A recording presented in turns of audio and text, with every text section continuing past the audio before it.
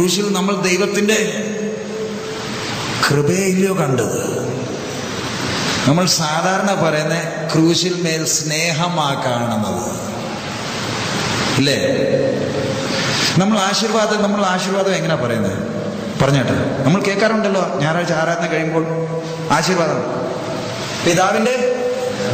പിതാവിന്റെ സ്നേഹം, പുത്രന്റെ സ്നേഹമാണോ, കൂട്ടായ്മയാണോ, കൃപയാണോ? പിതാവിന്റെ സ്നേഹം, പുത്രൻ, കൃപ, പരിശുദ്ധാത്മാവിന്റെ കൂട്ടായ്മ. എല്ലാം ഞായറാഴ്ച അല്ലെങ്കിൽ എല്ലാ യോഗം കഴിഞ്ഞിട്ട് ഇവിടെ നിന്ന് ഇറങ്ങി പോകുമ്പോൾ ആ ആശീർവാദം കേട്ടിട്ടില്ലയോ പോകുന്നത്? നമ്മൾ പറയുന്നത് അതൊരു വിഷയം, ഞങ്ങൾ ഓർത്തെ അതൊരു ചൊല്ലലായിരിക്കുന്നേ. ഒരു യോഗത്തിന്റെ ക്രീം പറഞ്ഞാൽ, ക്രീമിന് മലയാളം എന്തുവാ? दूध का मक्खन बोलने से क्या है? मक्खन को क्या बोलेंगे जॉन साहब? പാലിന്റെ വെണ്ണ. പാലിന്റെ വെണ്ണ പറഞ്ഞ ഇല്ലേ? വെണ്ണയില്ലേ?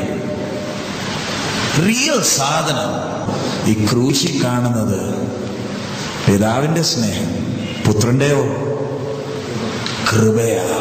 കൃപ പറഞ്ഞാൽ ആ ക്രൂശി തൂങ്ങി കിടക്കുന്നത് ആരാ? ആ സത്യം മനസ്സിലായ വ്യക്തി ക്രൂശിന്റെ മുമ്പേ ഇടപെട്ട രീതിയല്ല നമ്മളോട് ഇടപെടുന്നത്.